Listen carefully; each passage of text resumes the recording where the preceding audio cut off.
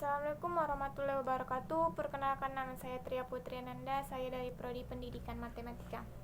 Di sini saya ingin menjelaskan tentang etika wirausaha, di antaranya yang pertama yaitu gejala yang tidak jujur di masyarakat, yang kedua pengertian etika, yang ketiga faktor yang mempengaruhi etika, yang keempat keuntungan menjaga etika, yang kelima konsumerisme, yang keenam masalah polusi, dan yang terakhir yaitu budaya perusahaan.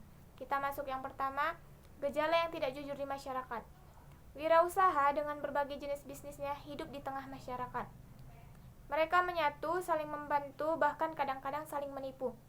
Ada mereka yang memang senang menipu, hidupnya di alam tidak kejujuran. Orang yang tidak jujur, kalaupun berhasil, hanya untuk sementara waktu dan akan cepat hancur. Jika mau abadi, hidup tenang, disenangi oleh semua orang, maka hiduplah dengan penuh kejujuran. Jujur adalah modal dalam kehidupan. Merosotnya rasa solidaritas, tanggung jawab, dan tingkat kejujuran di kalangan kelompok bisnis dan anggota masyarakat merupakan gejala umum dan meruntuhkan teori-teori solidaritas, likuiditas yang menyangkut kepercayaan. Penipuan-penipuan atau saling menipu bisa terjadi antara pelaku bisnis dengan pelaku bisnis dengan konsumen, konsumen dengan pelaku bisnis, dan konsumen dengan konsumen. Dalam bisnis, semua orang tidak mengharapkan memperoleh perlakuan tidak jujur dari sesamanya. Akan tetapi, bagi orang-orang bisnis yang dilandasi oleh rasa keagamaan mendalam, akan mengetahui perilaku jujur, akan memberikan keputusan tersendiri dalam kehidupannya, baik di dalam dunia nyata, sekarang, apalagi dalam kehidupan nanti di akhirat. Yang kedua, yaitu pengertian etika. Istilah etika diartikan sebagai suatu perbuatan standar yang memimpin individu dalam membuat keputusan. Etika ialah suatu studi mengenai yang benar dan yang salah pada pilihan moral yang dilakukan seseorang. Etika bisnis terkadang disebut pula etika manajemen, yaitu peranan moral dalam kegiatan bisnis. Etika bisnis mencakup hubungan antar perusahaan dengan orang menginvestasi uangnya dalam perusahaan, dengan konsumen, pegawai, kreditur, saingan, dan lain-lain. Etik yang dimiliki oleh masing-masing individu sebenarnya merupakan etik sejak dulu yang dianut oleh orang tua, guru, pemimpin, agama, dan lingkungan kita secara keseluruhan. Jadi, etik yang digunakan oleh orang bisnis tidak terlepas dari sumber-sumber yang sama. Etika bisnis menyangkut usaha membangun kepercayaan antara anggota masyarakat dengan perusahaan, dan ini merupakan elemen sangat penting buat suksesnya suatu bisnis dalam jangka panjang. Jadi, prinsip seorang wirausaha lebih baik merugi daripada melakukan perilaku tidak terpuji.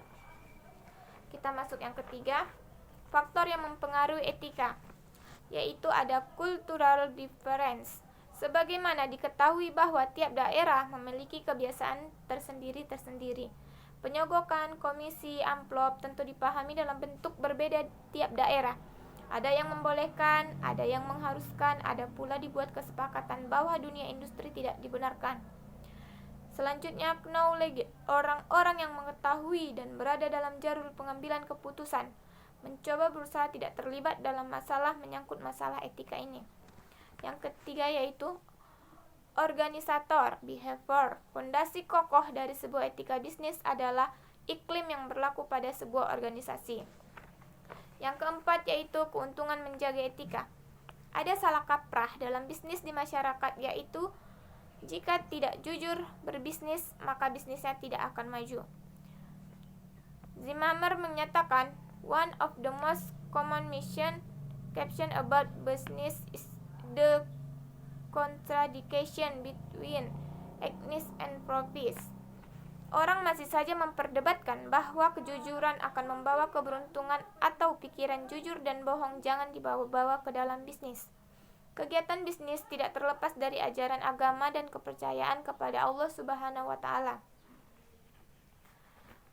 Apabila dilihat perilaku fundamental yang berhubungan dengan etika di masyarakat berlaku sepanjang masa di semua etnis. Yang pertama yaitu sopan santun, selalu bicara benar, terus terang, tidak menipu. Yang kedua, integrity, memiliki prinsip hormat, jangan dua muka. Yang ketiga, jaga janji, bila dipercaya, bila berjanji.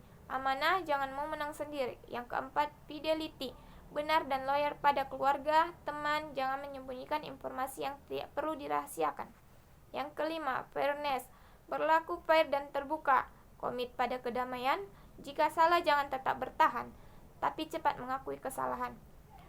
Perlakuan sama pada setiap orang, sopan dan toleran. Yang keenam, caring for others, perhatian, baik budi, ikut andil, tolong siapa yang memerlukan. Yang ketujuh, respect for others, menghormati hak-hak orang lain, privasi, beri pertimbangan pada orang lain, jangan berprasangka. Yang ke-8, responsible citizenship, patuh pada undang-undang dan peraturan yang berlaku. Jika pemimpin harus bersifat terbuka dan mendorong. Yang ke-9, pursuit of excellence, berbuatlah yang terbaik di skala kegiatan dalam pertemuan, tanggung jawab, komit, tingkat kompetensi dalam segala bidang, jangan menang sendiri. Yang ke-10, accountability, bertanggung jawab dalam segala perbuatan, terutama dalam pengambilan keputusan. Yang ke-5, yaitu konsumerisme.